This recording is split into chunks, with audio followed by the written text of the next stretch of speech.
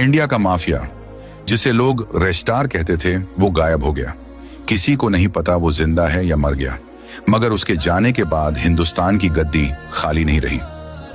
अब उस तख्त पर दो नाम राज करते हैं, ग्यान भाई और ब्लैक 444। पूरा इंडिया उनके नाम से कांपता है। बच्चे डर के सोते हैं और माएं दुआ करती हैं कि इनका साया उनके शहर पर ना पड़े। कुछ महीनों बाद ग्यान भाई और ब्लैक 444 अपने अड्डे पर जश्न मना रहे थे। रेस्टार अब उनका दुश्मन नहीं रहा, क्योंकि वो था ही नहीं। अब एक पुराने जर्जर ब्रिज पर धुंध के बीच एक साया सामने खड़ा होता है।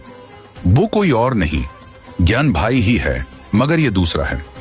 ब्लैक 444 की सांसें रुक जाती हैं। ये कौन है?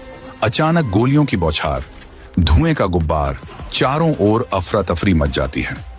ब्लैक 444 किसी तरह अपने अड्डे पर भागता है, मगर वहां भी कोई उसका इंतजार कर रहा है। वही नकली ग्यान भाई। ब्लैक 444 गन उसकी कनपट्टी पर रख देता है। कौन है तू बे?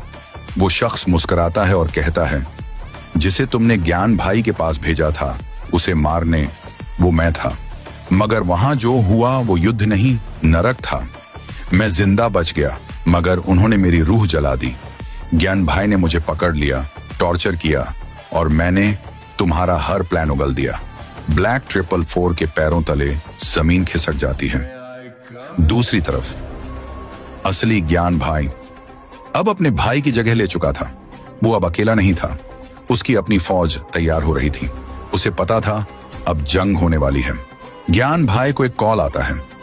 वो बिना कुछ कहे अपनी ब्लैक एसयूवी में निकल पड़ता है। इधर ब्लैक 444 किसी गुप्त ठिकाने पर जाता है।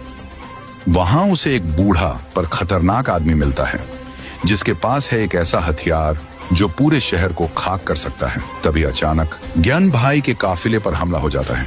गोलियों की बौछार, बम धमाके, और जब धुआं छंटता है, सामने खड़ा होता है खुद रेस्टार।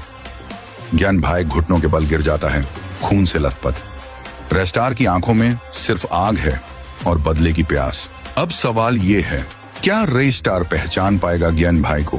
क्या वो बदला लेगा या सच्चाई कुछ और है? और सबसे बड़ा सवाल, रेस्टार लौटा क्यों? क्या उसकी वापसी किसी और तबाही का इशारा है?